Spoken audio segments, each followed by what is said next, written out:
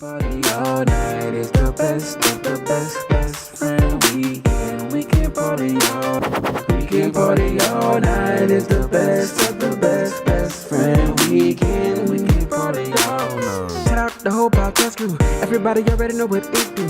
When you really gotta kill it, ain't nobody gonna feel it. When you really gotta tell them it's my crew, it's best friend weekend. We can party all night. We got Rog Smuve, Lowe's, Rumble, Aldo NICE is the uncle. I like to consider myself a master bullshitter. So being a master bullshitter, I like other finesses. I like, hearing about it, reading about it. It's quite interesting. Whether that's Bernie Madoff, my boy Tyrone Hankerson Jr., and recently added to my list of favorite finesses, that boy Billy McFarland with the FRYE Festival. FRYE Festival. And with this, I got to thinking, and this brings me to my next point. Finessing is all cool, it's all good, but it has to be a line drawn.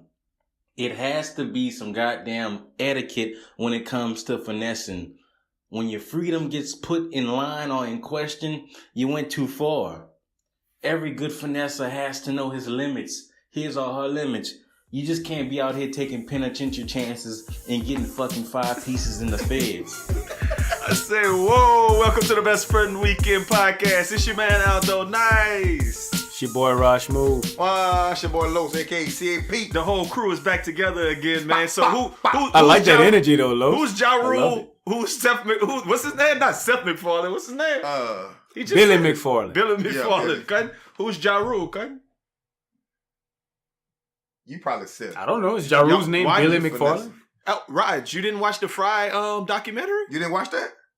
I didn't see it. I know this wasn't like homework. We didn't have this as required homework this week, but it's homework now. You got to watch that. It actually had me inspired to go do stuff. I'm like, hey, it's no way in the world I'm out here broke. You heard about the FRYE Fest? You remember that, right? I've never heard of the FRYE Festival. I'm on it right now. Like, I'm researching it right now, but I've never heard of it before. What's cool is that FRYE was actually a decent app. Yeah. And if they hadn't put the festival behind it, the app might have blew up. Yeah. It was like ways to book your favorite like artist. So if, let's say, we having Best Friend Weekend going on in Atlanta or wherever we got Best Friend Weekend happening at, and we say, shit, we want to get fucking Big Draco out there. Yeah. Or say you having a team party, a Sweet 16, and you go on the app, and you be like, you know what, fuck it. Let's get that Kales on there. You could get the Pied Piper. You know what I'm saying? So, like, all of that to say you could book your favorite apps. I mean, your favorite artists, like the regular person could. Yeah. And it was talking about how there was like kind of a disconnect in like how people get screwed over when they're trying to book acts. Like he gave an example about how he had to pay somebody $500 to get in touch with Ja Rule. Then he put him in touch with somebody else. He had to pay him $1,000 to get in touch with him. And so it's a good Netflix documentary, and I think there's an Amazon Hulu documentary. It's a Hulu one. Yeah. So they got 2 documentaries on the FRYE Fest and how it could have worked if he would have took the cruise ships and like when I heard the cruise ship idea, I was like, duh. Just have everybody sleep in the cruise ships. Perfect. They know what they're getting into. They're paying to stay on the cruise ship, but during the day they could come to the island. Yes. Fuck off if y'all want to sleep on the island that night. That's on you. Yeah. The last little thing, they just keep having little ferries going back and forth to the cruise ship. I think he went left when he was trying to make more money, and he started selling those villas, and he they had a $10,000 package, bro. Make it like 10 villas, and then everybody else, you gotta stay on the cruise ship. It was bad business from the jump. Then he sold the $250,000 yacht experience, personal chef. Yeah, he was wilding, man. FRYE Fest. I just think it's crazy that he was so young, but I also think what's crazy is like typically Wikipedia will have like the person's age, no doubt. Yeah. They got that Billy McFarland, William McFarland is between the ages of 27 and 28. Because they don't even know. Because he really is a finesser, right? But he the ultimate finesser to me. Because he, like, up until the time everybody came with no place to stay and he knew he was fucked up, he still was cool. Mm-hmm. I would have left. The whole time you watch. But you keep saying FRYE. Was it FYRE? FYRE. It looks like it's FYRE. Who said FRYE? Okay. Is that what we said? You said FRYE. Okay, maybe I'm saying FRYE because I'm seeing it in my head as like chanting FRYE. FRYE. FRYE, but it's really FYRE. Yeah, definitely Right. fire. Definitely fire. Okay. So disregard everything I said in the last 3 minutes about FRYE Fest. But they had number of fries out there though. Hey, boy.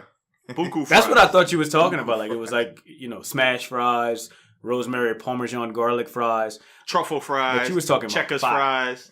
You know what I mean? The whole nine. Warm McDonald's Popeyes daddies. fries. Waffle fries. Hey, if you had to pick a fry variety, like fry at its best, is it a waffle fry? Is it a regular fry? Is it a crinkle fry? Is it a tater tot? Is it like the potato skin like fries? Is it the Slim Daddies? What is the optimum fry? For all foods, no matter what I'm eating. Fries.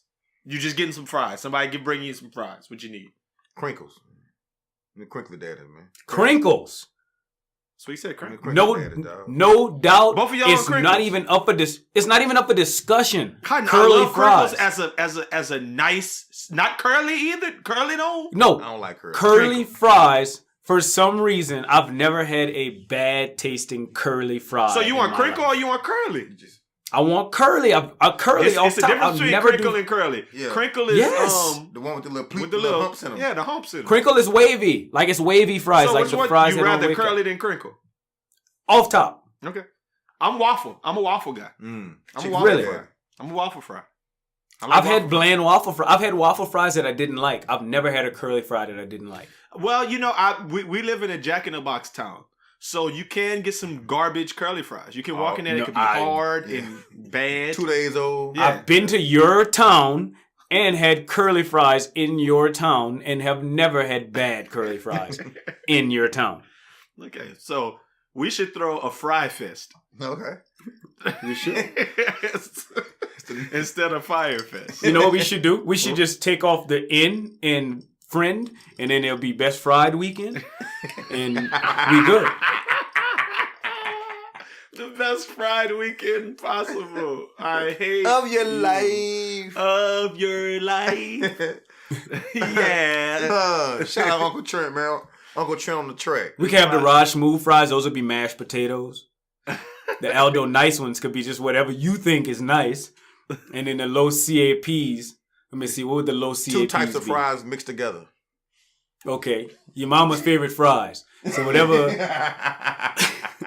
whatever the mama's like, that's what Whatever the your mama fries Hey, like. get on that FYRE Festival documentary, Raj. Like it's ASAP, great. dog. You're gonna be watching it the whole time because you know it didn't work, but you're gonna be sitting there like, how could they have made it work? They could have made that shit work. He just got too greedy.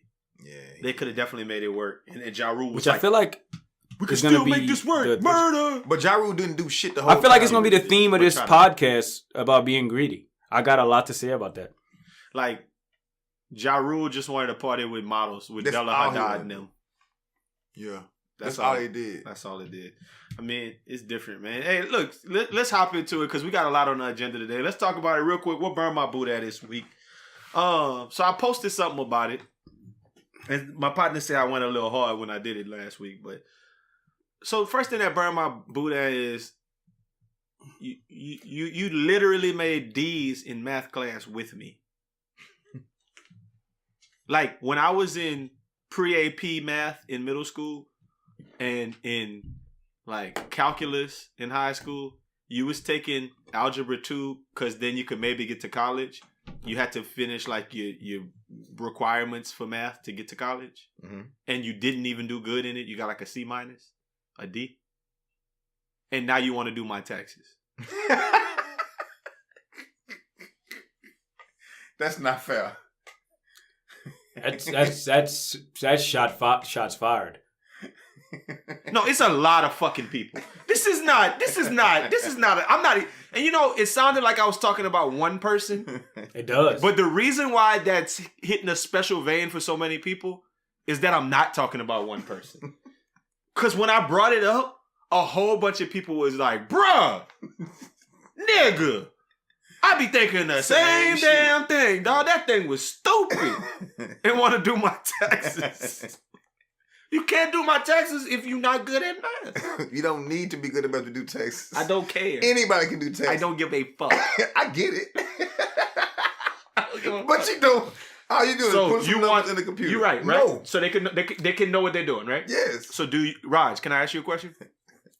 Ask me. Do you want a personal trainer who's fat? No. Well, Nah, no. Okay. Do you want Maybe a a personal doctor? trainer who used to be fat. Do you want a doctor who's smoking cigarettes and smelling like a big cigarette when you walk in there? Like, man, I was outside blowing a joe, messing, drinking. that ain't got nothing to do with me though. As long as he know what he doing. I mean, Okay, so I guess I could stomach a doctor smoking more than I could stomach a fat trainer. No. And a dumb bitch doing and I don't even. It don't have to be a bitch. My apologies. A dumb nigga. It could be a dumb ass nigga too. Like it could be a dumb white boy too. It could just be a dumb man, woman, or child. Doing your taxes. Doing my taxes is out the window, man. If you're not good at math, I feel like accounting. So listen, you gotta be able to do math. So listen, just because you fat don't mean you got a good personal trainer. I agree, but you don't want one. I don't. I feel like he might be busy. No, I mean, for that, the whole time I would be thinking to myself, why don't you do what you're telling me to do? And then, but with my taxes, I could stomach that more than the fat trainer as well. But with my taxes, I would be, like I understand like how H&R Block might work. Like I feel like it's just a software and they just plug in the numbers. Like it's not like I'm doing math. If there's somebody that's doing taxes out of their house, like they got an ad in the newspaper, like, hey, you need your taxes done. It's tax season. Holla at me. That's a problem. Well, if I know that's who all of those people are, though, right? That's who everybody are on social media. So they're not H&R Block employees. They like holler at me if you need your taxes. But they use the same little setup as H&R Block though. Let's just put your shit in some little thing. H&R Black is what it is. And I don't want to deal with H&R Black.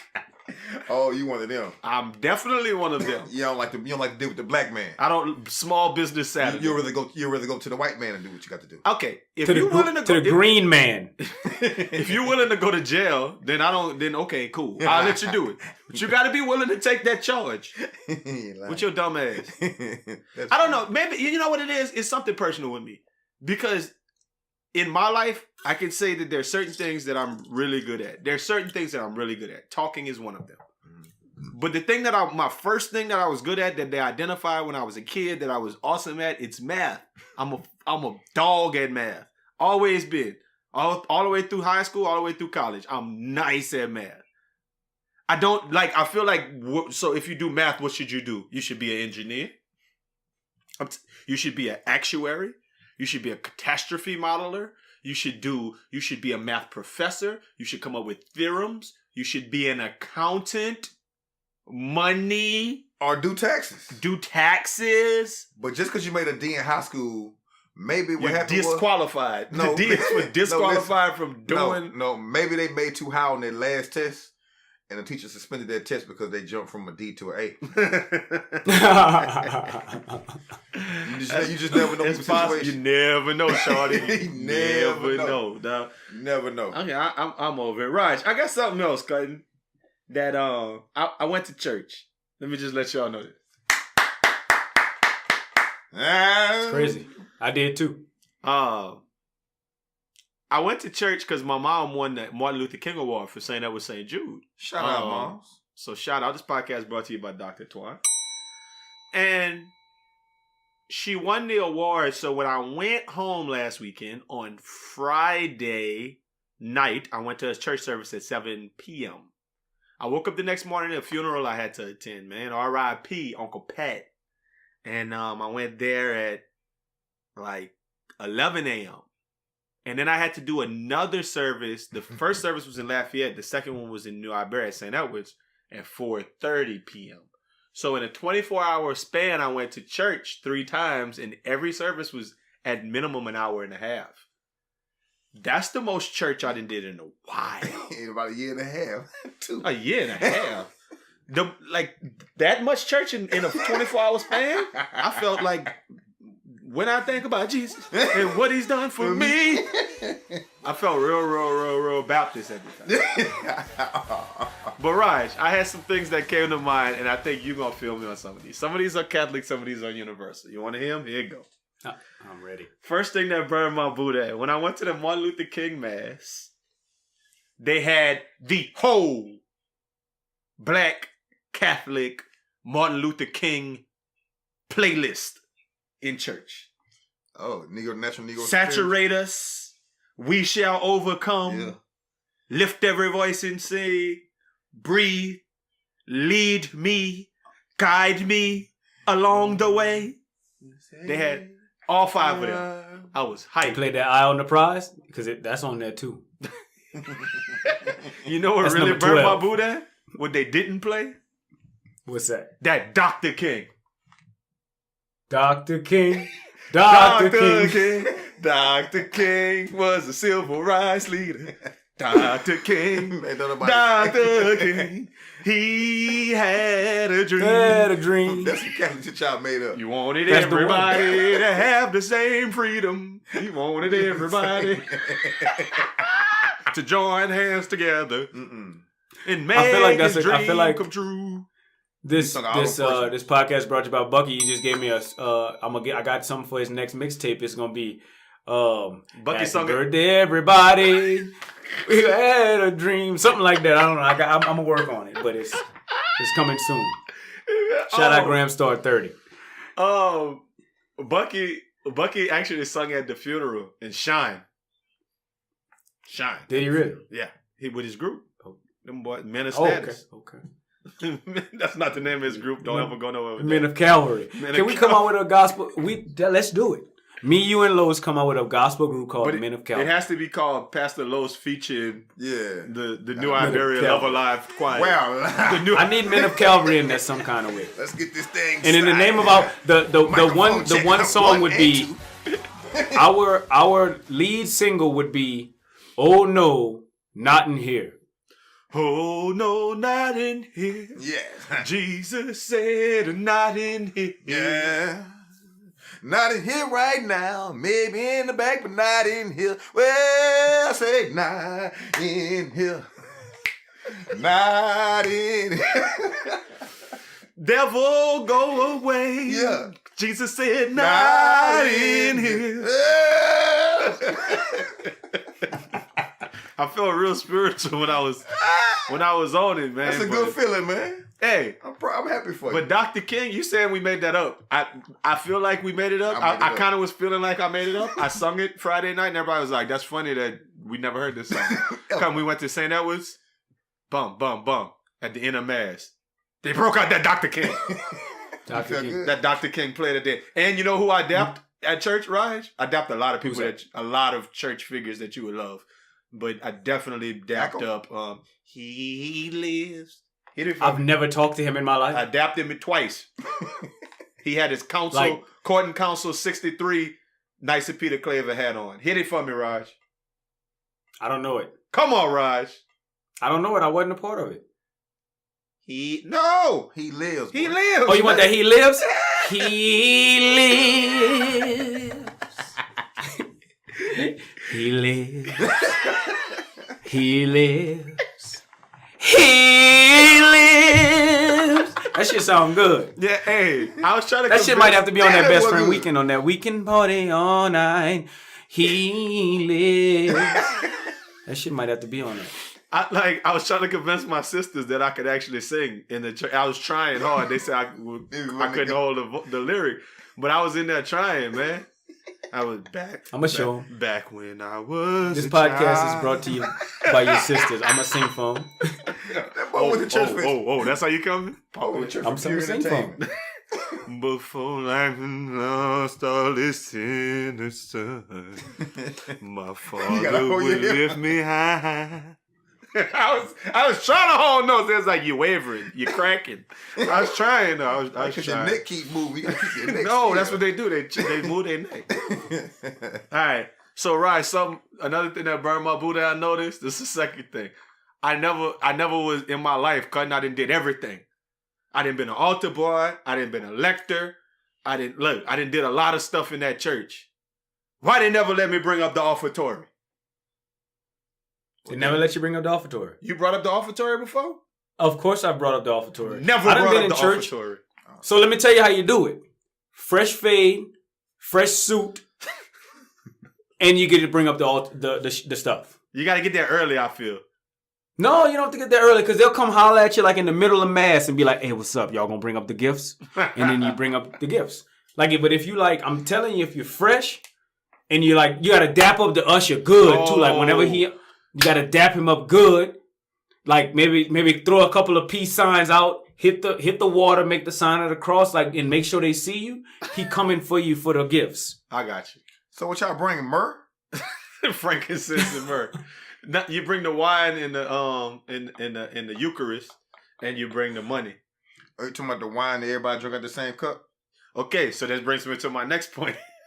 Raj. That shit disgusting. Raj. Before I die, I'm taking communion to the head, brother. What? The whole cup? When have you ever taken the host cutting the body of Christ to the head by just walking up and sticking Not your the body, tongue out? you mean the blood. No, the body, sticking your tongue out, cutting, just taking it to the head.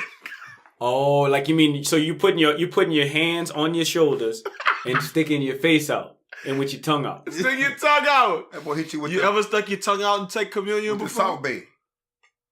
Al, look, I'm telling you right now, don't dare me to do that because I will do that at St. Edward St. Jude. But don't dare me to do that because that's the point where I lose my religion. Hey, I asked everybody and all of my cousins, Brittany, Chris, all of them was like, I've never done that. And I said it in front of my mom and she was like, they didn't make y'all do that for first communion? I was like, no, they taught us how to put your right hand under your left. Get the body of Christ, pick it up with your right hand so you don't drop it, sign of the cross, and keep it moving. I was like, no, they didn't have those little us walking up, sticking our tongue out for the priest to stick it in. That's what the problem is. Man, y'all some freaks. What kind The old people do know. An old woman did it in church, and I literally was like, start laughing. I was like, that's the laziest shit ever. You know, somebody walk up to get communion and just, Did the priest, did he have some hand sanitizer?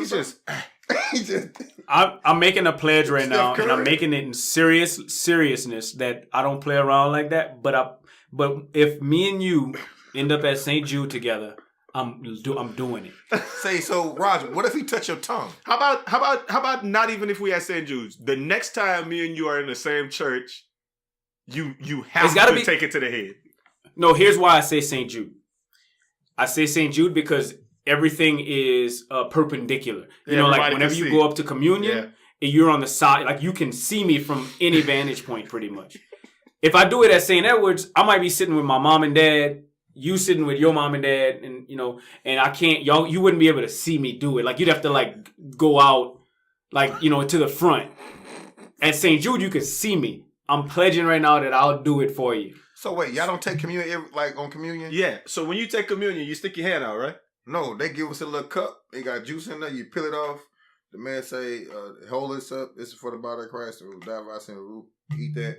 This is the blood representing the root. And you drink all of it. Boom, you drink that. And then, so they give y'all like something to in that denomination, in a lot of denominations, they'll like pass around a tray in the actual pews. But we walk up and he gives it to us. Oh, okay. So like the way me, Roger, everybody else, we stick our hands out, he put it in our hand and we eat it. But what about the wine? Oh, the wine is what you said. Like they'll give you the glass, you drink out the glass, you give it back to them, they wipe it off and give you the next one. Yeah, I know. I've probably only had wine 2 or 3 times in my life. I'm not a big wine. Oh, that backwashing there. Well, yeah, I don't think about it that way. I just kind of think about it. Somebody could be sick in it. I'm not trying to get sick. I'm not trying to have a flu cutting because you took communion after. And I get it. I'm not supposed to feel that way, but whatever. But some old people go up to get the communion and just stick their tongue out. And then the priest just put it on their tongue. Like a little dog. I just want to take communion to the head like one time in my life. So y'all take the bread. Y'all don't take the bread and the wine at the same time.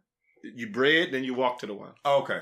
No. You one and the next. The whole church do it at the same time. We all y'all all just kind of like Jim Jones type shit. Like y'all all take this sip of the Kool-Aid. For the thing and like they cheers. Cheers! Everybody hold up. Everybody hold it up. It's a shot. It's really up to it, down to it. Bro, stop it. Stop it.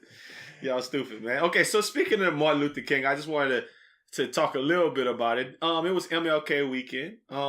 Did either one of y'all work for Martin Luther King Day? No. Rod, you had to work? Yeah, I did. Yeah. That's a tough one. How you feel about that? You all right?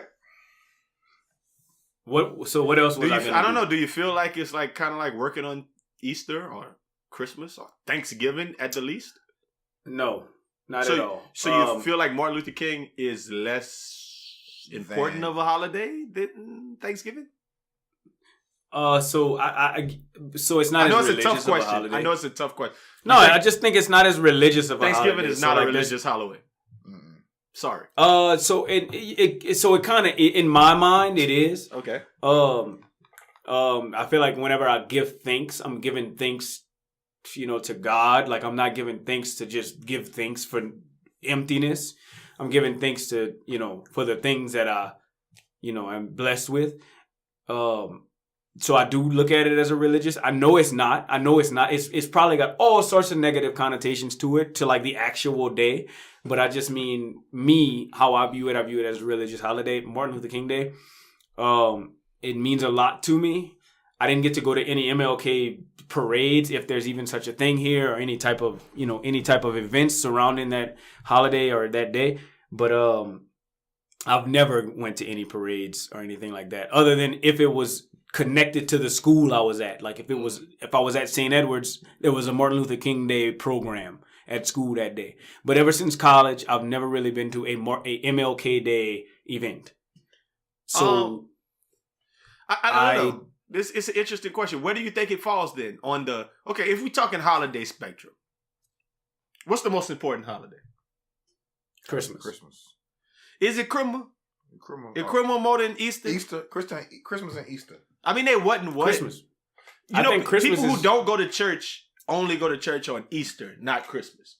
Nah. No. We call them CME members. Yeah. But if I've talked to people before who I only go one day of the year, and if they only go one day, it's Easter. It's Easter because they say that's the miracle. That's the Jesus miracle. Yeah. Okay. I also think where I work at, last year was 2018 was the first year that they let people off for Easter. So I think Christmas has some, of course, a large view of religious, religious surroundings, but I think that people just if people aren't looking at it from a religious perspective, there's no such thing as Easter if you're not religious. But Christmas, people still celebrate that, and may not be religious. Well, I think it has something to do with the fact that it's quote unquote holiday season. Mm-hmm. And it's I would hate to say Yom Kippur or whatever. I probably said the wrong thing. Hanukkah, Christmas, Kwanzaa, all of these things fall around the same, Rosh Hashanah.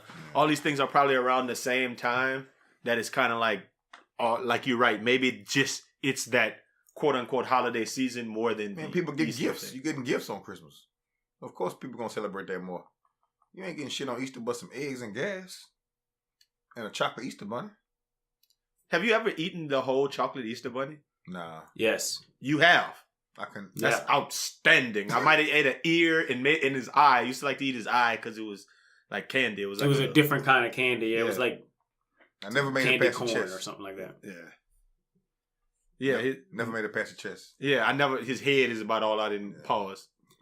I didn't feel anything. I think it would be, I guess me being, I don't know, I'll call it level-headed. Maybe you might call it unwoke or sleep. I think it would be very crazy for them to just let the black people off. Well, I would think Martin Luther King, that'd be crazy. So do y'all have 4th of July off? No. Okay, so y'all working on 4th of July too.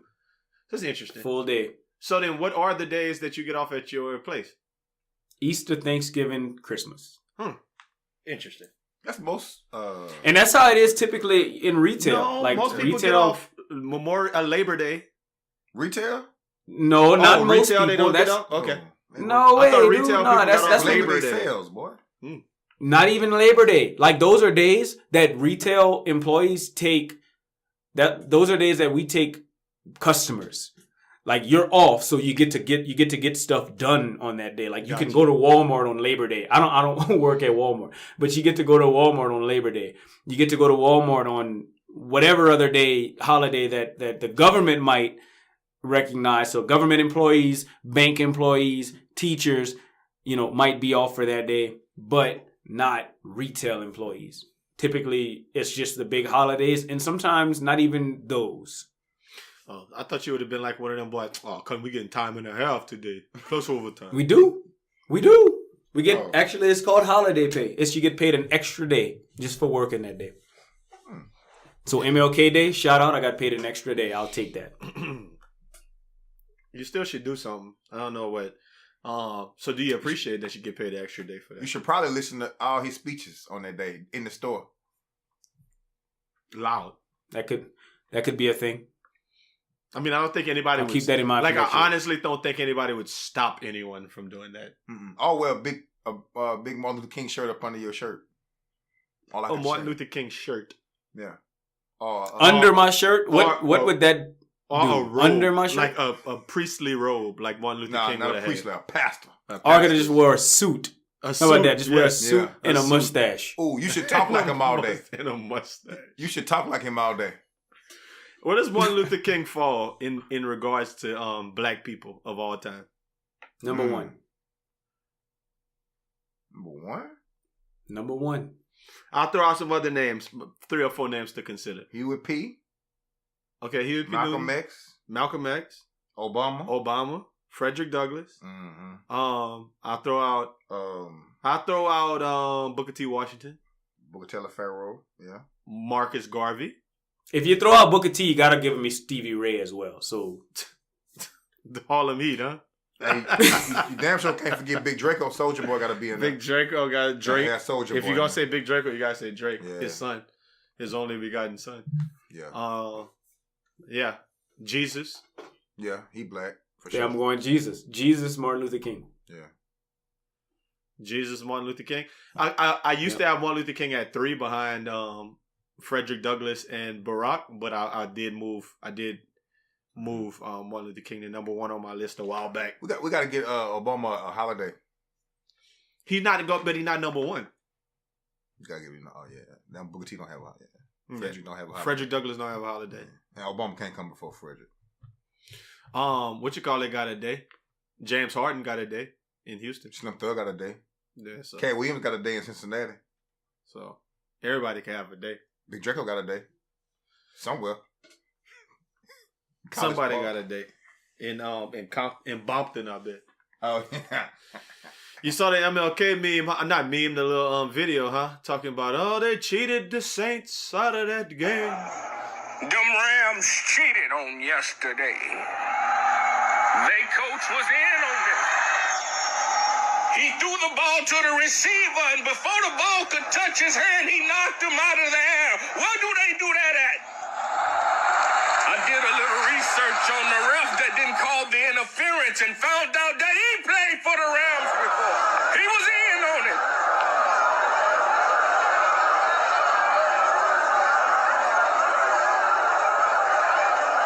And to all the haters, it's still who that?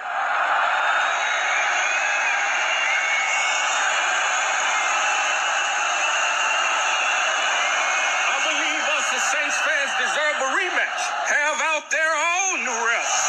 Yes, let them play them boys one more time. What you said when you saw that? When I saw that, I said, that's not how Martin Luther King would have handled it. What he would have done? Martin Luther King would have said, I was tired of them New Orleans niggas with that 28-3. That's a good for you. Coming straight from the Ebenezer Baptist Catholic Church in Atlanta, Georgia. Yes. Louisiana, y'all can keep your ass home and not come to the state of Georgia. Cause y'all for a long time then had little black men, little black kids and white kids having Creole babies. Stupid, boy. Yeah, he'd have said something like that. You're dumb. He wouldn't It have been sounded like with us. Martin Luther Thomas to me.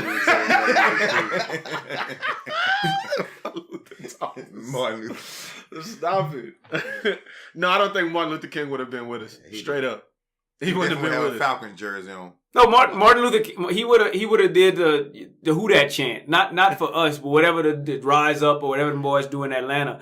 That's who would have done it for, if they was in the playoffs. Yeah, he'd be out there beating the drum. Beating the big drum. I told these niggas I can just hear him. I told these niggas they got to rise up. I said that in 63 when I said that. Zone 6. I told you in 63 when I said that. You stupid. Oh, speaking of beating the big drum, that made me think about how they do before the games. Beating the big drums, man. Big story. Big story. Did you guys hear about the recent standoff between the Native American elder and the white boys? That young white privilege. I heard about that. I mean, this is white privilege at its finest. I mean, so basically, in case y'all didn't know, basically Catholic school students, there was a confrontation in front of the Lincoln Memorial, and it started Friday. These Catholic school students from Kentucky, which, might I add, that same Catholic school in Kentucky has been accused and video documented in the past of wearing black paint and black face in the stands during games and harassing black students. So let's just let it know that that's how they actually get down. Yeah. But they were participating in a March for Life rally on Capitol Hill. Students, the name of the school, since we got to put them on blast, is the Covington Catholic School in Northern Kentucky. A small group, not in Southern Louisiana. Yeah, a small group of Native Americans were holding an Indigenous Peoples March. So there's a March for Life, and there's an Indigenous Peoples March happening at the same time. Who's catching all these marches in the same place? I don't know, Cutting. somebody. It ain't even, it's January too. It ain't even March. So so while it's happening, the first video that came out shows a student standing face up. The student, I'm trying to find his little name because his name's Nick Sandman. Is it Nick Sandman? Something like that. Nick Sandman. Okay, him. He stood up in Chief Wigwam. No, not Chief. No. Wigwam. Chief Kaya. Sacagaweas? No. Nathan Phillips. Why he got a big regular name? Why he can't be Chief Sitting Bear? Chief blowing horn. Yeah. Chief beating drum. Washington Chief Redskin. Lamont. That's Chief what I think. Redskin, yeah. Chief Kansas City Chief. Cutting like, why is his name Nathan Phillips? Cutting like a big black dude. Cutting Ain't no damn I know the whole story. They from New Orleans. He's just trying to go to college free. He a Mardi Gras Indian. 63-year-old. Nathan Phillips. Hell out of here, man. Oh, I don't even like this story no more. I thought he was a real Indian. Nah, his name Nathan. Nathaniel Phillips. I missed that boy name. God. Okay. Anyway, so the tribe elder was basically sitting there and beating the drum, and the little white boy was just standing in his face, just mean mugging him, and all the kids were laughing. They were singing, "Oh, oh." So Nick Sandman basically was the Covington student who went viral for being like, he said, "I was not intentionally making faces at the protester. I did smile at one point because I wanted him to know that I was not going to become angry, intimidated, or be provoked into a larger confrontation." That white privilege shining through, boy. I got so many questions. But it, like at the end of the story. So yeah, I'm gonna come full step with the story. So what really they said happened was that they had a tribe of black Hebrews. Yeah, Hoteps. Yeah, and I saw a self-professed Hotep online trying to differentiate itself from the Hebrew Israelites. I've run into these people before in the streets of a big city in DC once. Them niggas scary. I don't want to have nothing to do with the black Hebrew Israelite Hotep number ones, man. I be talking about them Hoteps on this podcast. I don't want it with them. You definitely don't want it with them. Boys. I don't want it with them. Basically, they was over there. They said them boys was over there like, fuck you white boys, and fuck you Indians, and fuck the Jews. Black power. And if y'all want that smoke, we here for all of it.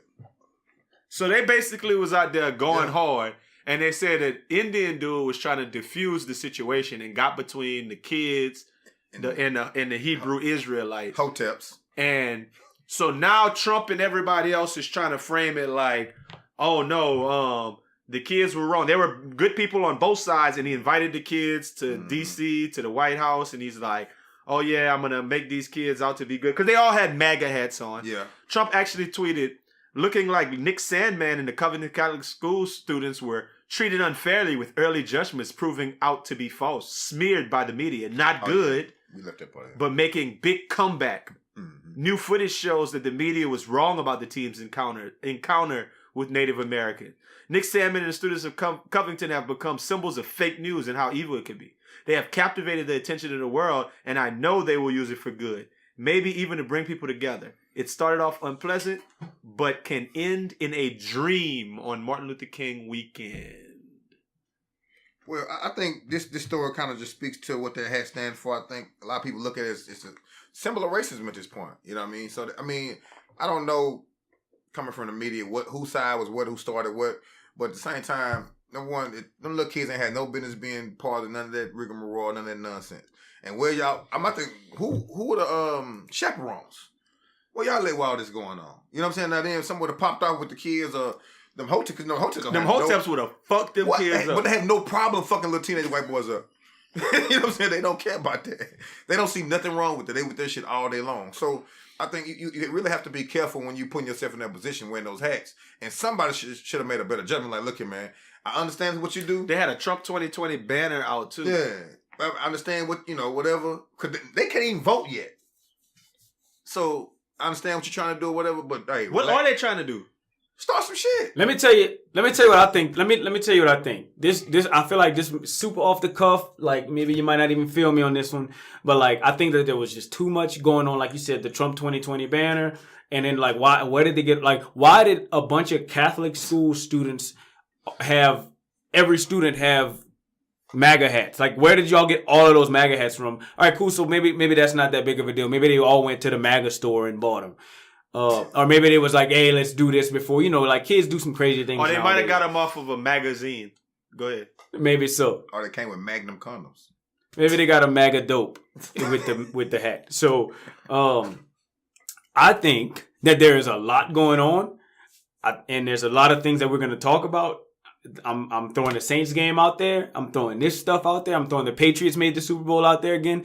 All to mask the fact, like just to give people something else to talk about other than that damn government shutdown. Like that is a big deal to me. And I feel like there's pawns in place. I might sound like a hotep right now, but there's pawns in place. A little bit. I feel like they got too much going on. Like there's just too much shit in right now, and there's a freaking government shutdown. Like can't even get my freaking taxes done because of this shit. Like too much stuff, too much distraction going on, and it's like I'm almost like laughing at it. Like this is just too much stuff for me to really like concern myself with it because there's bigger issues.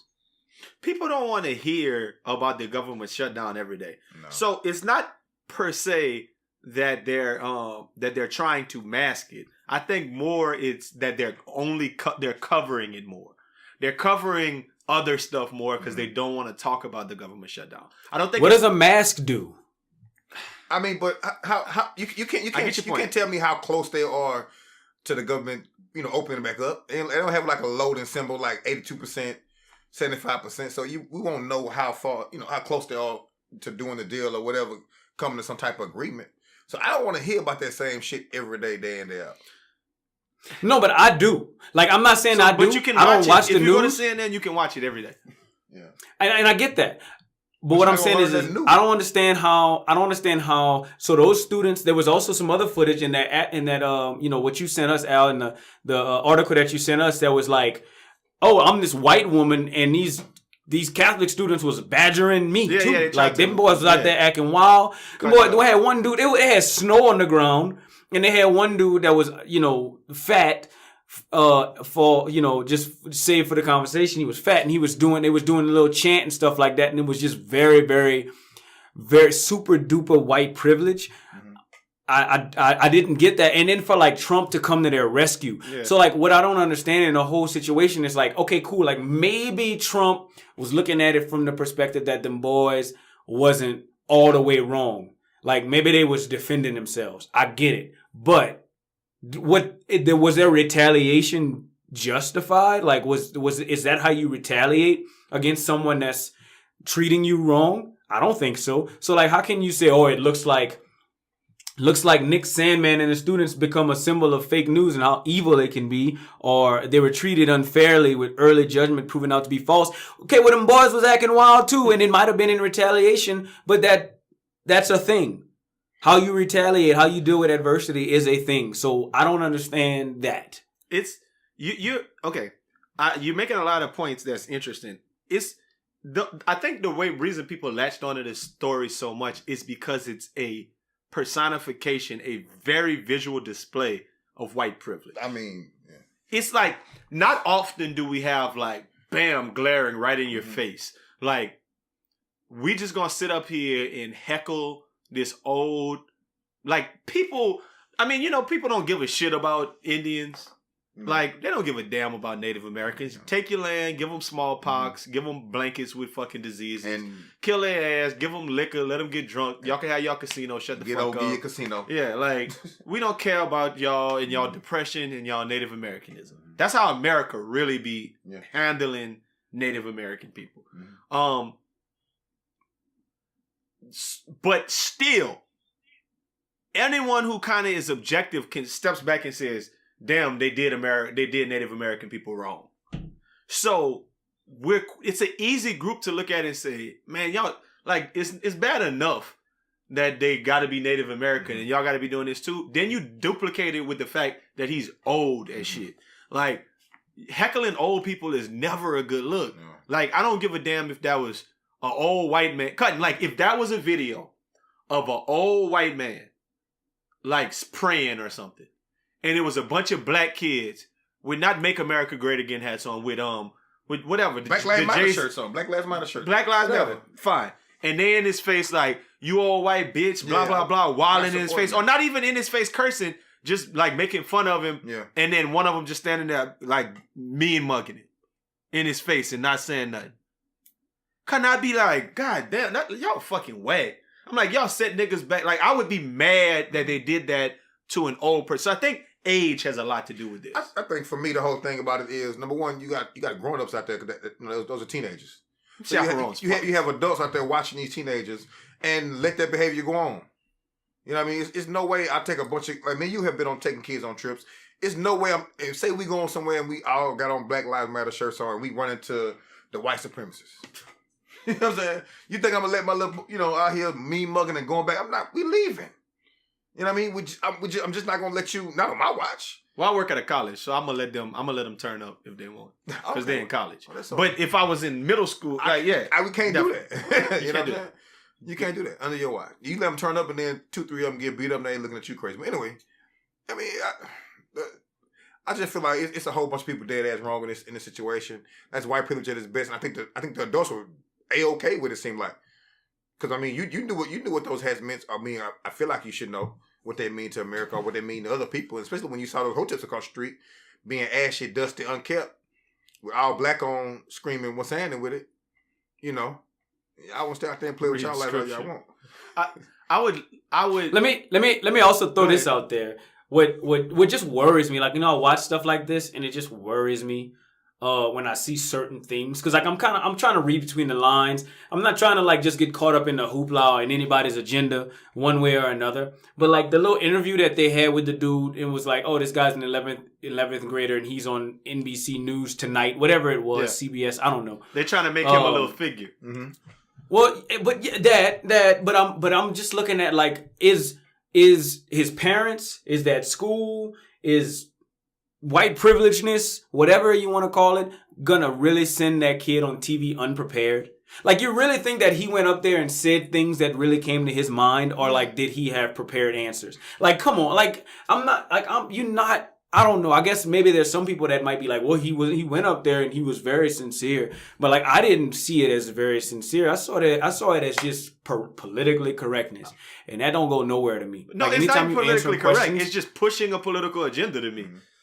But what I'm saying is like, so he was like, they asked him a question like, do you think that this went well? And he was like, we're a Catholic school. We don't condone these these actions at our school, and nobody's racist at my school. And it's like, well, do you know everybody at that school? Mm-hmm. Like, there's a bunch of questions that I had, and I'm just like, you can't say that. That makes no sense to me. Well, they gave the boy the question beforehand. They probably got them question what he was going to have to answer or whatever. What they was he already knew what he was answering. Yeah. Like, you're not going to send an 11th grader up there without him knowing. You're not going to throw him as... If she would have been like, well, what do you think about something that happened in this year? And he would have just been lost. Yeah. Like, it would have... What's his name? Meek Mill. They try to get him up there and won't let him know. Well, it wasn't going to be a gotcha interview, and they probably contained who was interviewing, what type of station, what type of message. Mm-hmm. I don't know, man. I think we're talking about white privilege, we're talking about this, but I think even conflated in all of that is like the privilege of youth. Mm-hmm. I just was thinking like, damn, if that was my grandfather or my pops or whatever. I'm hot.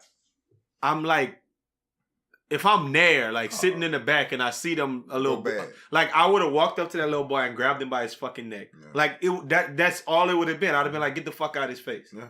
Like it would have been a very like. You're not about to sit down and be staring down people in their face. Like I don't like it. It's just you made a good point with it. Exudes. I think that's the most important question. Disrespectful. The disrespect. The most important question was what Los asked. It was like, where was the chaperones? Like, they were there. Just letting it happen. I have to be, dog. I don't know. But I didn't see him. I don't know. Maybe I didn't look for him.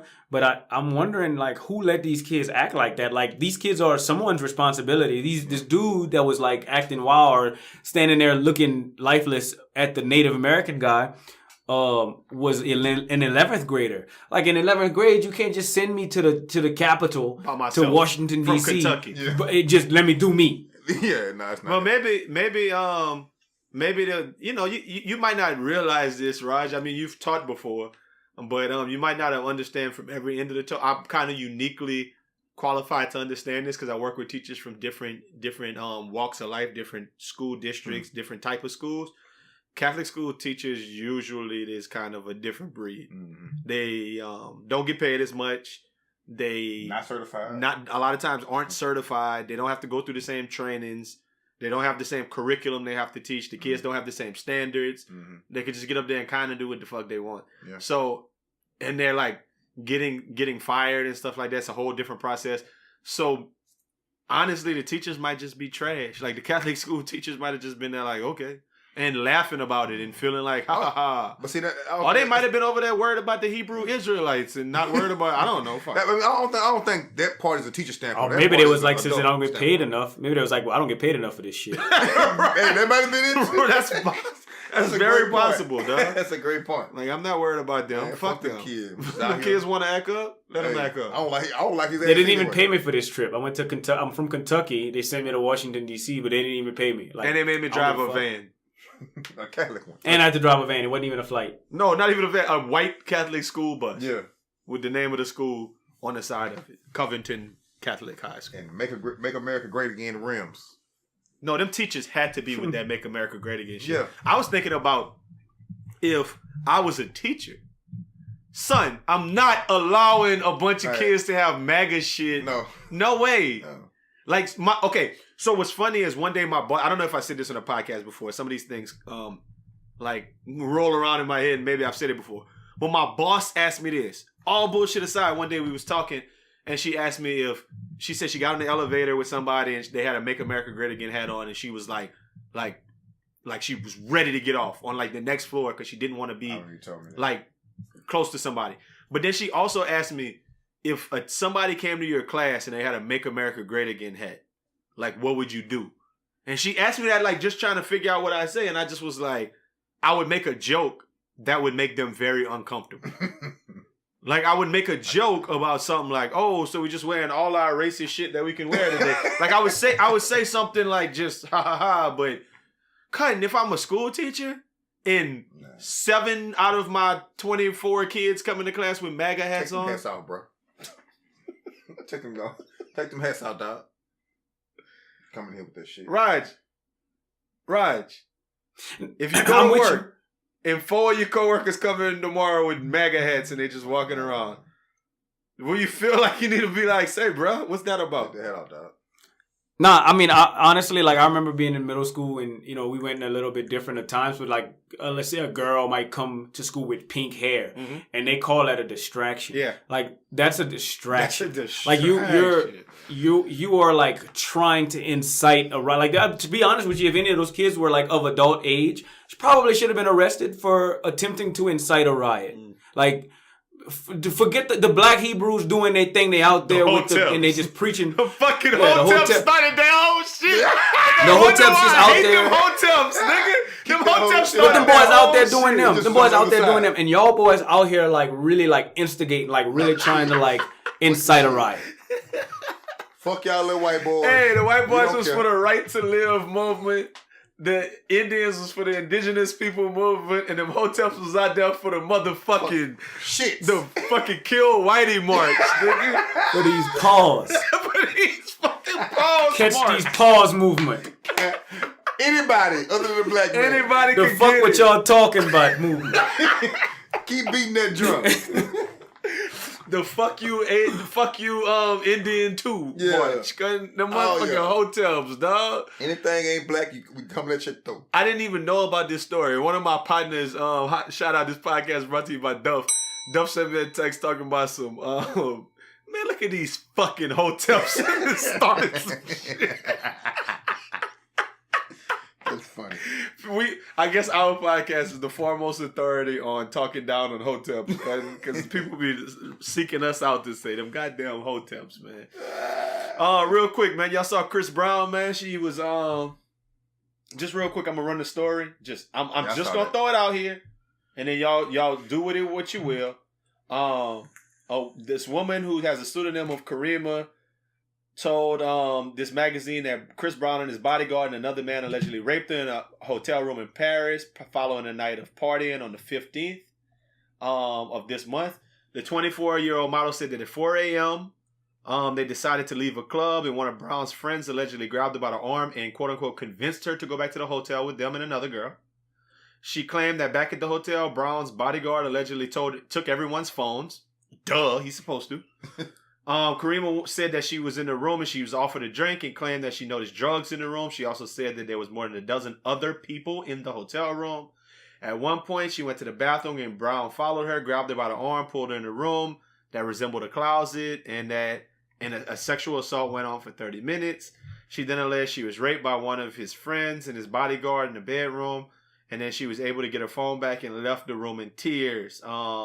So Chris Brown basically said, I want to make it perfectly clear this is false and a whole lot of cap.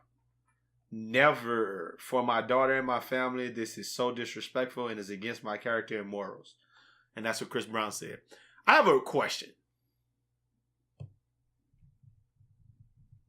Why is the black man always innocent? Now, I know the black man's God and the black man don't cheat. You know what I'm about to say. Black men don't cheat. But why is every story that he was released this morning. Yeah. Why is every comment I've seen about him and a lot about R. Kelly last week is like, he didn't do it. See, I told you he didn't. Like, why are we always why do we think, and I hate to say black man, because I said that wrong. Why are celebrities, why do we always so quick to be like, nah, they ain't did it? Well, let me just say that she did come out and later say, on her Instagram or whatever, stop sending me DMs and hate DMs. I didn't say that. It was somebody else who hit me in the face in the club, whatever. It wasn't him. She came out and cleaned that up yesterday and today. But I think the way but people look at celebrities in this society now, they bigger than life. So they just feel like, I guess people feel like, why Chris Brown got to rape someone when he can get anything he wants? Yeah. But Darren Sharp, they said the same thing about Darren Sharp. I mean, I'm just saying what people think. We know there's some nasty niggas out here. You know what I'm saying? Who said the same thing about Darren Sharper? Everybody said Darren Sharper couldn't have did it when it first. I never said that. No, when the story first broke, you was like, no way. No way. Why would Darren Sharper? I thought no way because no homo or pause. Yeah. Yeah, once you you dip your toe in the water and it's like, okay, yeah, that nigga is guilty. But yeah. But with this Chris Brown stuff, I mean, I'm just thinking to myself, like, there's just, I love whenever there's just examples of things that I don't know that don't seem very true. And I'm just thinking to myself, he grabbed my arm and said, quote unquote, come on, man. And convinced me to go back to the room. The word convinced, in parentheses. In quotes. That's funny. In quotes, it's like convinced me to go back to the room. Like, what is that? So he hit you with it, man. Come on, man. Or the tip of the wood. Cutting. He might have just said, "Come on, man." He might have just was like, "Man, come on, man." And then she went back to the room, and that's terrible if something terrible happened to her. I hope that nothing really happened to her. I would hope that Chris Brown is innocent, and I hope that she's just trying to get her 15 minutes of fame and her payday. Like, that's what I hope it is. But I don't know. Maybe she did get really sexually mad because listen, I'm with y'all. I read the story. It doesn't read true to me. It reads like that's probably got some other, like, because see, first of all, when I'm reading the story, it doesn't say Chris Brown raped her. They said the assault took place for 30 minutes. Mm-hmm. So Chris Brown took her into a room that looked like a little thing. They was drinking and he was messing around with her, trying to smash. Maybe he did, maybe he didn't. Mm-hmm. And then afterwards, she slept with two of his bodyguard and his friend and whatever. And then, but they the ones who raped her. I don't know. It kind of reads like a story like that's a lot that. She didn't want to do what she ended up doing with the bodyguard them, but she did it. And them boys kind of like just used to women acquiescing because they with Chris Brown. So it kind of reads like that more of a story. Which doesn't make it right. It don't make none of it right. But my point is, that's how it reads. Mm-hmm. But that might not be what happened. Them boys might have threw her in that room, strong arm, but you can't go nowhere and you got to do this. Yeah. So anything's possible. I'm not like, my whole point is just that I think it's funny that we always come out and say, them boys couldn't have did it. He didn't do that. Not that I think he did. I just think it's interesting that that's always the take. I think black men get charged for so much nowadays. We I could see trying to speak into existence that he is. Got you. Maybe so. I could see a scenario where them boys like, man, Chris always get him. You know, and they're like, man, fuck that. You know, like I could see that scenario too. Like these just the. That's funny.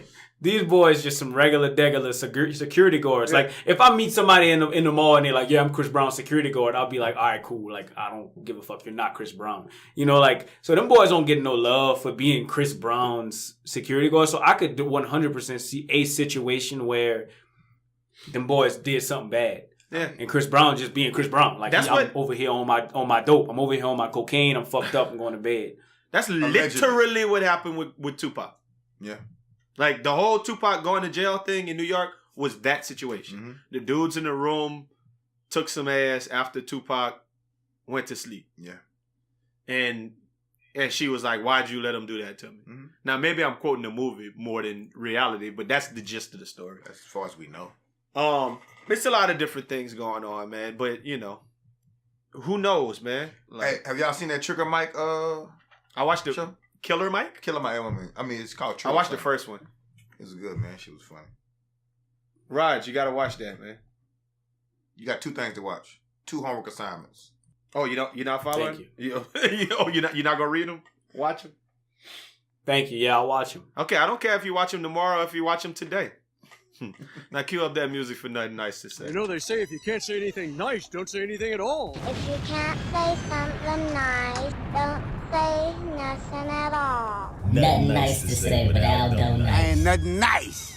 You hear me? So me and Roz talk about this all the time. We really don't know too much about the namesakes for the streets and the areas that we grew up around.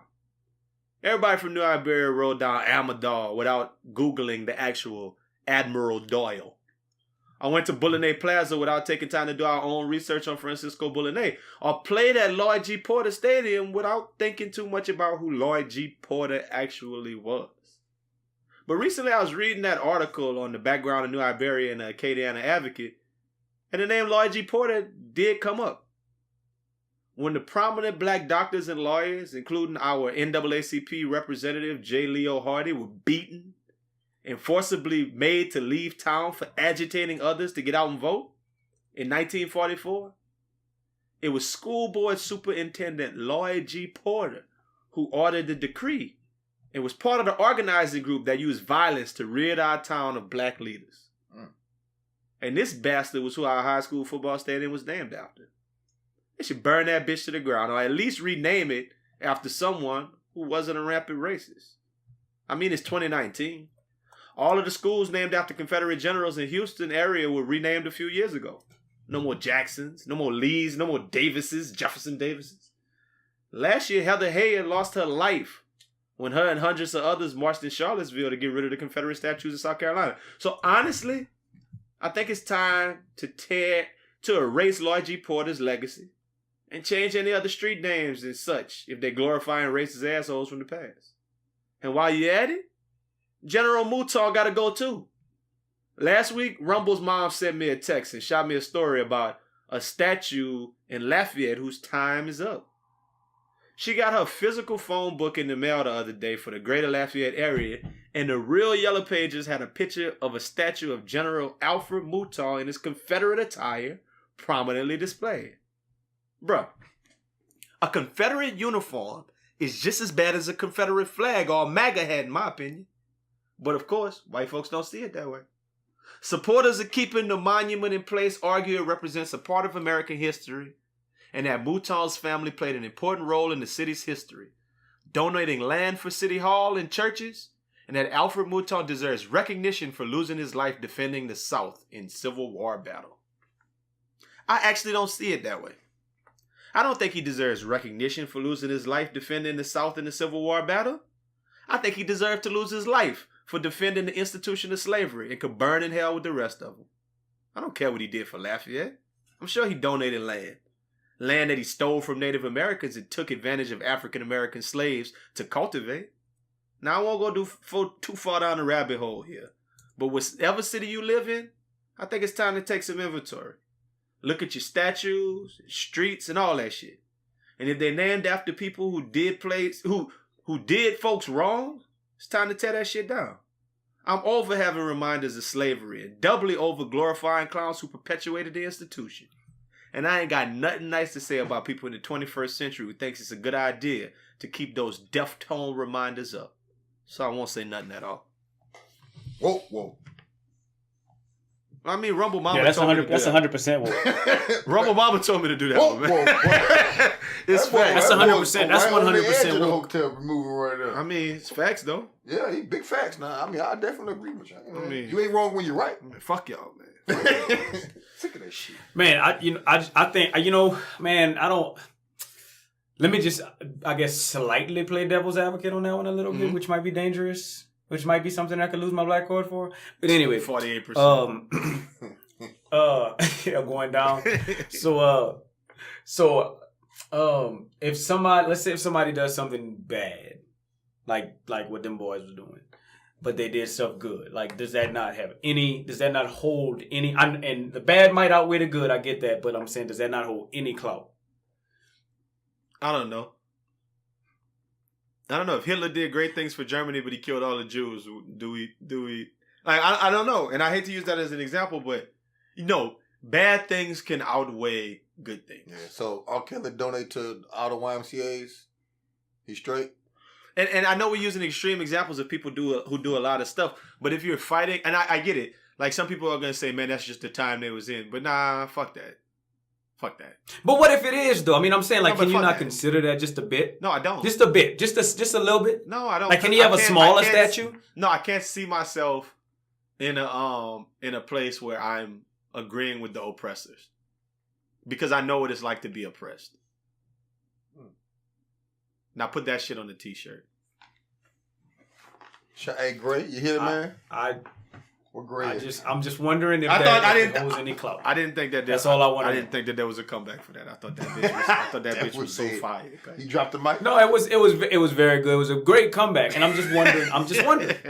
The boys can't, like, I didn't know. So I'll tell you this, like, Lloyd, nobody plays at Lloyd G. Porter Stadium anymore. It just exists. Yeah. So change that. Boys don't play there no more. So when you say something good, change the name, Roger? To change that thing to J. Leo Hardy, the person who got kicked out stadium, that the person Lloyd G. Porter ran out of town for being a black doctor. How about that happens? You know what I mean? J. Leo Hardy Stadium. That sounds like y'all start a petition. I mean, I just think once you like you said, go down the rabbit hole. Once you go down that rabbit hole, and cool, let's do it. But once you go down that rabbit hole, then there'd be white history would be gone. Okay. There'd be no such thing. Not that you care. I'm not saying that you care, but I'm just saying that it would be gone. Like, they would just, like, I just feel like damn, like it would just suck to be white. Like it'd be no history. Nah, it never sucks to be white, bro. Nah, it's probably live to be white. Never. You get to go on jet skis and boats with hoes and let them sleep to your house when you're in high school. That is true. It's a great life. What? You get to wear boat shoes and khaki shorts. I will tell you, it's crazy. It's crazy. And get your parents to buy. I got a partner. I'm not talking about myself. Two pair. I got a partner that had a white old lady, and they was in high school together, and this gentleman was not. And they was in the room. So the mama let them sleep in the room together. And it was like, it wasn't late. It wasn't like midnight or 2 a.m. It was just regular time. And he was smashing in the room. This is old lady. And the door was cracked. He told me the story. The door was cracked. And old girl mama came and closed the door. Not, what the fuck y'all doing? Get out of my house, nigga. No, close the door. Like, oh, y'all forgot to close the door. Y'all being a little loud. Oh, it was a black dude smashing. Yeah. I don't know about that. He must be good at. He must have been very rich or something. Nah, he was great at math. Stop it! Y'all are stupid. All right, man. I know. Listen. We're not gonna do it long, but I know what some people waiting on. They've been waiting on our comeuppance. I'm hurt. Last year I was hurt. This year I'm just mad. So hurt. They played us. Everybody saw they played us. Everybody who watched sports is taught, like, basically their commentary is that the Saints got screwed. But what does that do for us? Really? It just don't really do nothing for us. What's up with the dude trying to the petition, Mike? Yeah, fuck the petition. Stop making us look weak like they're going to play the game again. Do you really, there's no way you really think that can happen. Like, no way. Like, when it happened, I was sitting down with a group of people, and when I was watching, I told them, I was like, dog, that was it. Yeah. I was like, if they make that call, we go to the Super Bowl. Yeah. Now it's all fucked up. And I'm sitting there, like watching it happen in slow motion, because I'm like, I know it's fitting to fucking happen. Like, that shit pissed me off because I was like, all they had to do was make the right call and we go to the Super Bowl. Yeah. I'm just, I don't mind. You know what's the difference between last year and this year? The difference for me between last year and this year is they're both just as heartbreaking. I feel like a miracle and a bad play call was just as heartbreaking for me. So I'm just as hurt as I was last year when it comes to that. I'm just tired of the Hotep equivalent of other football fans giving their input on what should have happened, or y'all could chopper style next to me to the couch and all kind of shit like that. Like I'm just like tired of people know. I really feel like from a negative, you know how they say like all publicity is good publicity. I feel like from a general publicity standpoint, the Saints are America's team. They are. Because it's either you hate us or you love us, and that's all they do is, like, how does it feel to be a person who lives in Louisiana and hate the Saints and just make nothing but comments about fuck the Saints and y'all ha ha ha. Cause y'all some clown, y'all some resource special ed, like really like like something is wrong with you. Like, why wouldn't you want the part? Like, my uncle who don't like the Saints, he's a Cowboys fan, was sitting there next to me like, boy, I want the Saints to win so I could go to New Orleans in 2 weeks and watch the fucking Super Bowl in New Orleans with people. Like, you understand it's more fun if the Saints winning. Like, the same people say, oh, y'all spend all y'all money on a gumbo and y'all family coming over to watch them Saints and y'all lost, LOL. Well, that's an excuse to have your family together and watch a jumbo thing of gumbo. Like, how's that a loss? Yeah. I don't know. I don't understand. And I'm very bad, like very sad to say it. I'm very sad to say this, but it's mostly black people. I party with a lot. I feel like 99% of white people, 99% of white people in Louisiana, maybe not North Louisiana, but definitely in middle to South Louisiana are going to be Saints fans. I never put it in perspective like that, Raj, but I don't know any white boys from Louisiana that's not Saints fans. Yeah. I know one or two. That's why I got to go with 99%. I don't. And it sucks. It sucks that like when I go to our hometown and I actively know dudes that's kind of popular in the city that are other like fans, like, and they all it's like a wild part of teams. Niggers who are from what? Fuck. Hey, y'all heard them boys? I'm tired of it. I don't understand, bro. I really don't understand it. Like how it's like just a variety of teams. If it was like all Cowboys, maybe I would understand it. But like it's a bunch of different teams. Listen, I was talking to somebody recently who was who honestly was talking about doing some research on something similar. But he was talking about Afro-Latino people. But I really think, honestly, on some sociology shit, I got a friend who was in like grad school for that. Like that would be an interesting analysis. And I think we could find some kind of root rationale as to why black men root against their hometown. Is it part of, I'm thinking my first initial thoughts are like part of the psyche that's that they have to be right, like how everybody wants to kind of be the man. Like they always like I want to one up you, crabs in a barrel type mentality. And if everybody likes the Saints, then I gotta one up you by doing something else because I gotta be bigger and better. Like I gotta be better than everybody. Is it kind of like this slave mentality that they kind of harken back to, that I want to be a part of something better than the stuff that everyone else that I know and love is a part of? Well, Pete, is that just is that confined to Louisiana, or is that? Yeah, no. Is that everywhere too? Los, I want to thank you. I want to thank you for this segue. I really want to thank you, Los, for this segue right here, because I got a partner out here. Shout out to my boy Drew. I was just telling Al about him. So let me tell you how this is. My dog is a Broncos fan, but he's a Thunder fan.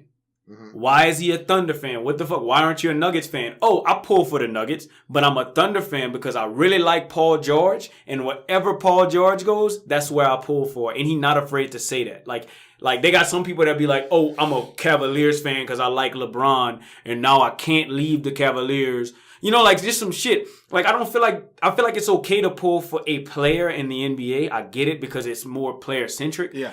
But in the NFL, whatever, even if you pull for a player in the NFL, like they got some people that might have been like, oh yeah, I like Deion Sanders, so now I pull for the 49ers, and I'm still a 49ers fan for whatever reason. Like that makes no sense for me. So I do feel like it is a South Louisiana, maybe even New Iberia thing.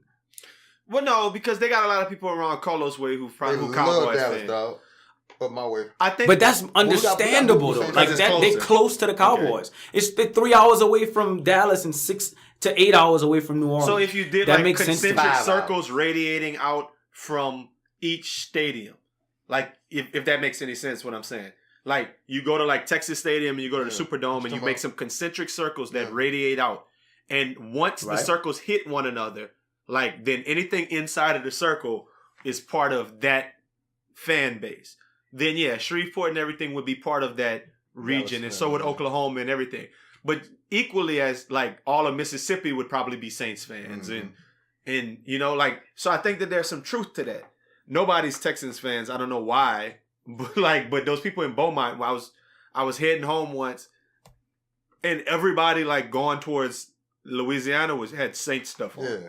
They didn't have like once I got to Beaumont, they was wearing Saints stuff. Maybe it's just because the Saints good this year.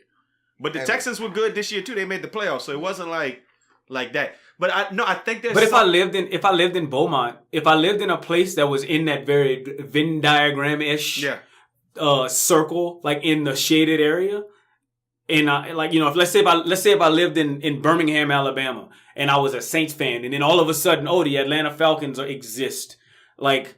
I'm still gonna pull for the Saints. Like I'm not gonna leave my team if I'm in that area. But if I'm let's say if I'm a Saints fan and the Saints leave and go to San Antonio, like what could have happened a couple of years ago, and then another team, I'm gonna be a San Antonio Saints fan, but then another team comes to New Orleans, I'm a New Orleans fan. Like that, I'm not in the shaded area. Like I'm in the circle. And that makes a lot of sense. But I think that there's a interesting thing. Like I actually Googled it once, and there's a whole story like that somebody was talking about people who aren't like who don't root for their home teams. Like it it gets even more like convoluted when you start thinking like LSU, which is more of like the people who play for this team are primarily kids from Louisiana. Yeah. And then you're rooting against them to root for Alabama. Come on now. Like, you're like, I want to see the University of Alabama beat the University of Louisiana, and I'm from Louisiana, and all of these kids have like similar upbringing to me and that type of thing. I think a lot of that stuff, bro, is coming from when people winning. When whoever the people, was bandwagon the shit out of anything, dog. Okay. If we would have won. Let me give you this. Say we went to Super Bowl last year and win again this year, won this year, right? It would have been a whole bunch more Saints fans running around. So I feel a lot of that is bandwagon. That's why I got that 49ers. When you said 49ers, Raj, I was like, because they probably was little kids and the 49ers was winning Super Bowls. Yeah, just like and it was Dallas. like, I want to go for the 49ers. Just like And then Dallas. they've always just stuck with the team that was winning. Everybody in Super Bowl was doing Let me cocaine. ask you this. The whole Cowboys was, they loved them. So let me ask you this. So is it valid if, let's say Al, let's say you had a little brother.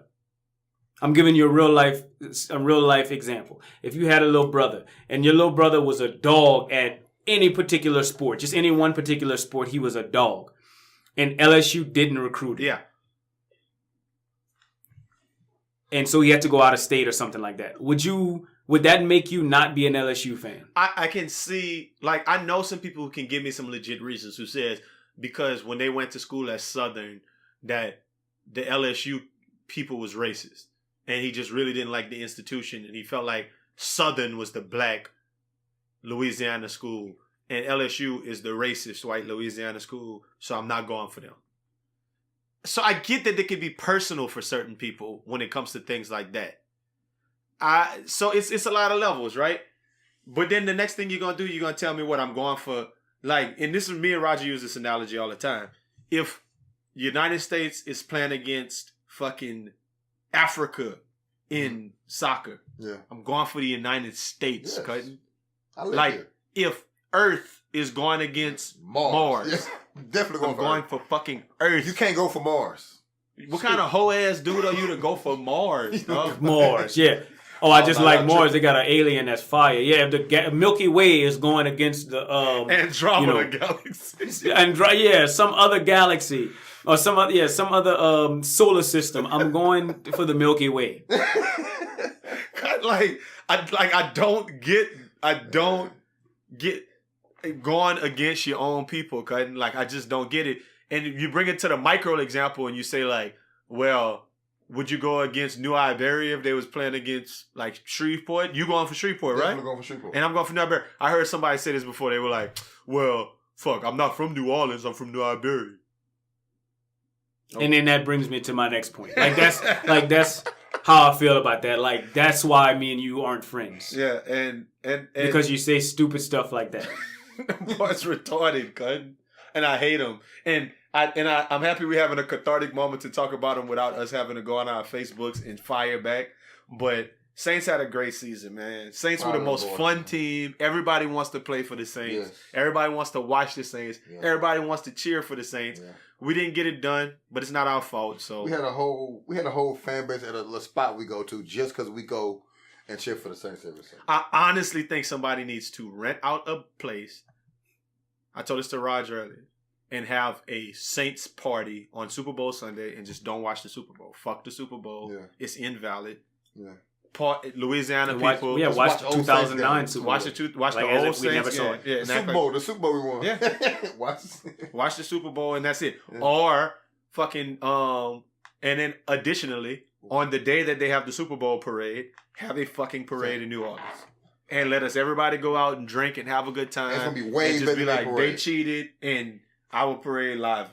And just have a live parade. You might have something to that. Like something real. It might not just be a joke. You might have something to that serious. In that, like get everybody that's a Saints fan and then just go ham, and but like do it publicly. Yeah. Like make like a citywide parade. Because they don't care about Mr. And like get Drew Brees up there, absolutely. Like talking on the stand and Alvin Kamara and them, and just fuck the Super Bowl. Yeah. Like, we won that thing. Like, that's us. Like, so we gonna just act like we won. I saw somebody post something live with that. They was like, man, I don't know if y'all saw that. They was like, man, fuck the Super Bowl. nobody liked the Chiefs and nobody liked nobody liked the Patriots, nobody liked the Rams. They was like, let's just get the Chiefs to come to New Orleans and play the Gumbo Bowl against the Saints. And then put that thing on TV. I'm there. Everybody want to see that anyway. I'm there.